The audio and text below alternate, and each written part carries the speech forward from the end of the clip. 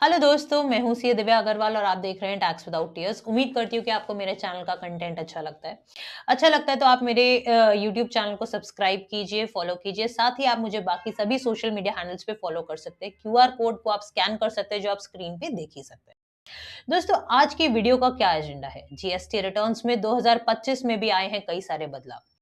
GSTR 1 में table 12 में आया है बड़ा चेंज और साथ ही जीएसटीआर 3B के टेबल 3.1 में आया है चेंज। क्या है ये चेंज? तो वीडियो को एंड तक जरूर देखिएगा ताकि आपको पता चल सके in depth with live demo filing. अब दोस्तों, कंसर्न क्या है? जब आप जीएसटी पोर्टल पे जाएंगे ना, तो इसके होम पेज पे देखिएगा नई एडवाइजरी आई है जो कह रहा है कि implementation of mandatory mentioning of the HSN codes in table in GSTR 1 and GSTR 1 है। दैट मीन्स अभी तक आप एचएसएन कोड कहां पे मेंशन करते थे? टेबल नंबर 12 में जीएसटीआर 1 के। अब इसी के अंदर इन्होंने क्या कहा है कि पहले जो फेज 1 और 2 आ चुका है, उसी की कंटिन्यूएशन में अब ये नया फेज 3 लाया जाएगा। ये लाया कब से जाएगा? From the return period February 2025।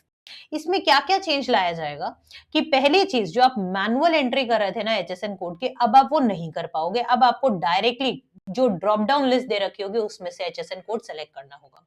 इसके बाद टेबल 12 को दो टैब्स में बांट दिया जाएगा, B2B एंड B2C में। इसमें अब जब आप डिटेल डालेंगे तो उसको वैलिडेट किया जाएगा, that is validation regarding the values of supplies and tax amounts involved in the same and they have also been introduced for both the tabs in table number 12। यानी जो B2B एंड B2C सप्लाईज की detail आप table 12 में डालोगे, उसी detail को जो GSTR 1 के बाकी टेबल्स में आपने डिटेल डाली है, चाहे वो B2B सेल सप्लाईज की हो या B2C की हो, उनसे मैचिंग भी कराई जाएगी। और इन केस कोई भी वेरिएशन होती है, कोई डिफरेंस आता है, तो अभी आपको केवल वार्निंग मोड दिया जाएगा। दैट मींस उसको रेड हाईलाइट कर दिया जाएगा। आपको रिटर्न फाइलिंग से नहीं रोका जाएगा, लेकिन आपको वार्न कर दिया जाएगा, अलर्ट कर दिया जाएगा डिफरेंस को। इसको डिटेल में जानते हैं दोस्तों। तो ये एडवाइजरी है जो मेरे सामने है, आपको भी स्क्रीन पे क्लियर दिख रही होगी। इससे पहले एक बार जीएसटीआर 1 को हम लोग देख लेते हैं। अभी जनवरी मंथ की मैं जीएसटीआर 1 एक बारी खोल रही हूँ, ऑल्दो ये आपका फरवरी से इनिशिएट होने वाला है ये प्रॉपर। अब देखिए टेबल 12 क्या कहता है? HSN wise summary of the outward supplies. HSN code दोस्तों हम कब ले पाएंगे? जब हमारा गुड्स का सप्लाई होता है। और सर्विसेज के केस में एसएससी यानी सर्विस अकाउंटिंग कोड जो आता है आपका, वो सर्विसेज के केस में आ जाएगा। अब अगर आपकी टर्नओवर अप टू 5 सीआर है तो आपको 4 डिजिट का एचएसएन या एसएससी कोड फाइल करना होगा। और अगर इससे ज्यादा हो जाता है, यानी 5 सीआर से ज्यादा हो जाता है, तो आपको 6 डिजिट कोड डालना होगा। अब इसमें देखिए यहाँ पे एचएसएन का एक्सेल आप डाउनलोड कर पाओगे, यानी आपका क्या प्रोडक्ट है, अकॉर्डिंगली उस डिस्क्रिप्शन के अकॉर्डिंगली आप एचएसएन कोड आप फाइंड आउट कर सकते हो।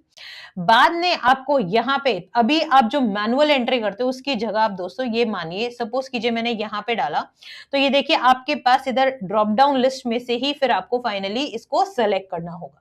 यहाँ पे ये डिस्क्रिप्शन आ जाएगा। अब आप कहेंगे ये product name as in master, ये मास्टर क्या चीज है मैम? अब ये देखिए दोस्तों, जब आप सर्विसेज में, यूजर सर्विसेज में जाएंगे ना, देखिए यहाँ पे आ रहा है माय मास्टर्स। इसको मैं थोड़ा सा जूम इन और कर देती हूँ।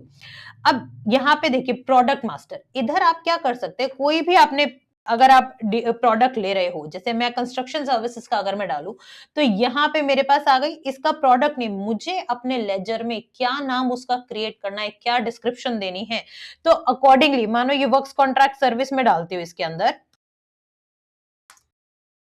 तो ये यहाँ पे इसका सिलेक्ट कर लिया मैंने रेट। यूनिट क्वांटिटी आपकी क्या रहेगी वो आप सिलेक्ट कर सकते हो। इसके केस में सच नहीं होगी तो यहाँ पे मैंने अदर्स डाल दिया और इसको मैंने सेव कर लिया। तो इस तरह से ये मेरे पास सेव हो जाएगा। और जब मैं इसको टेबल 12 में डालूंगी ना अब इस कोड को, तो बाय डिफॉल्ट जो एचएसएन डिस्क्रिप्शन मैंने डाली है, ठीक है, जो प्रोडक्ट नेम मैंने डाला है, वो वहां पे ऑटो पॉपुलेट हो जाएगा।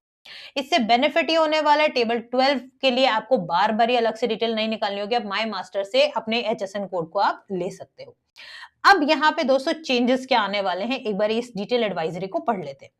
जब नोटिफिकेशन नंबर 78/2020 सेंट्रल टैक्सेस की आई थी 15 अक्टूबर 2020 में, जिसने मैंडेट किया था कि भाई हाँ अब आपको एचएसएन कोड डालने पड़ेंगे, उसी चीज को आगे कैरी फॉरवर्ड करते हुए नया फेज लाया जाएगा, फेज 3, जो क्या कह रहा है कि मिनिमम 4 डिजिट तो आपको डालना ही पड़ेगा इन केस आपका टर्नओवर अप टू 5 सीआर है, और इससे ज्यादा है तो 6 डिजिट की आपको मैंडेटरी रिपोर्टिंग करनी होगी। अब आप मैनुअल यूजर एंट्री, आप मैनुअल कोड्स नहीं डाल पाओगे, जो ड्रॉप डाउन में कोड्स आएंगे उन्हीं को आप डाल पाओगे। तो आपको क्या ध्यान रखना है कि आप करेक्ट एचएसएन कोड या एसएससी कोड अपना सेलेक्ट करें, उसमें मिस्टेक आप ना करें। दूसरी चीज, अब customise description mention in the HSN master will auto populate in the new field called description as per the HSN code, यानी वो डिस्क्रिप्शन बॉक्स भी आ जाएगा जहां पे क्लियरली आपको डिस्क्रिप्शन भी पता चल जाएगी उस एचएसएन कोड की। अब इसमें एक और चीज है, वैलिडेशन आ जाएगा। Regards to the value of the supplies have also been introduced, यानी वैलिडेशन विल वैलिडेट, ये जो वैलिडेशंस आएंगे यानी एक तरह से चेक्स हैं जो इंप्लीमेंट कर दिए जाएंगे, जो कहेगा कि जब B2B की वैल्यू, क्योंकि अब आपका टेबल 12 दो पार्ट्स में बाइफरकेट हो जाएगा, B2B एंड B2C, तो B2B की जो भी आप वैल्यू डालोगे एचएसएन वाइज, तो वो आपने जब B2B की बाकी डिटेल्स GSTR1 में डाली है, चाहे वो table 4A, 4B, 6B, 6C, 8, 15A, 9A, 9B, 9C, इन सभी में जो भी डाली होंगी उनसे मैच किया जाएगा, उनसे वैलिडेट किया जाएगा। सिमिलरली B2C के केस में भी यही होगा, जो ये आपको सेकंड पॉइंट कह रहा है। इन केस कोई भी डिफरेंस आता है तो आपको वार्न कर दिया जाएगा, अलर्ट कर दिया जाएगा, लेकिन आपकी रिटर्न फाइलिंग अभी फिलहाल ब्लॉक नहीं करी जाएगी। साथ में अगर अमेंडमेंट्स होंगी तो खाली डिफरेंशियल वैल्यूज को कंसिडर किया जाएगा। इसके साथ साथ दोस्तों इन्होंने एक चीज और कही है कि देखिए दो पार्ट्स में बढ़ जाएगा, B2B supplies and B2C supplies, और दोनों में अकॉर्डिंगली आपको डिटेल्स डालनी होगी। New button has been introduced in table number 12, that is download the HSN code list. Upon this, the taxpayer would be able to download the Excel file with the updated list of the HSN code and the SSC code, जो अभी मैंने आपको table 12 में जैसे दिखना है Excel form में, वो आपको मैंने दिखाया।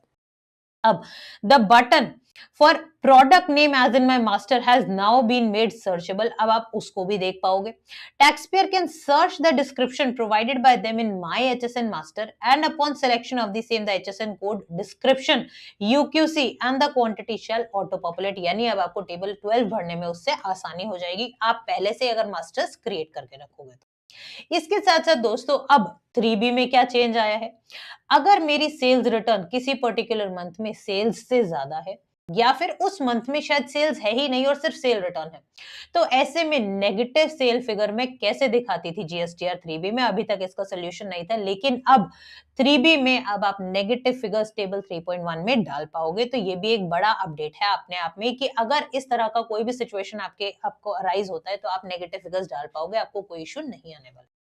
अब दोस्तों ये दोनों ही चेंजेस से एक बात तो तय की जा सकती है कि कहीं ना कहीं जैसे जैसे टाइम बढ़ रहा है जीएसटी इंप्लीमेंटेशन के बाद, तो हर चीज की मैचिंग, रिकंसिलिएशन, वैलिडेशन और चेक्स लगाए जा रहे हैं, ताकि जो भी डिटेल आप एट सोर्स दो, यानी शुरुआत से ही गलती ना हो, चाहे वो ई वे बिल की मैचिंग हो अल्टीमेटली जीएसटीआर 1 से, या ई इनवॉइस से डेटा आना हो जीएसटीआर 1 में, या फिर जीएसटीआर 1 नहीं भरी होगी तो 3 भी नहीं फाइल कर पाओगे, 3 भी नहीं भरी होगी तो नेक्स्ट मंथ की 1 नहीं फाइल कर पाओगे।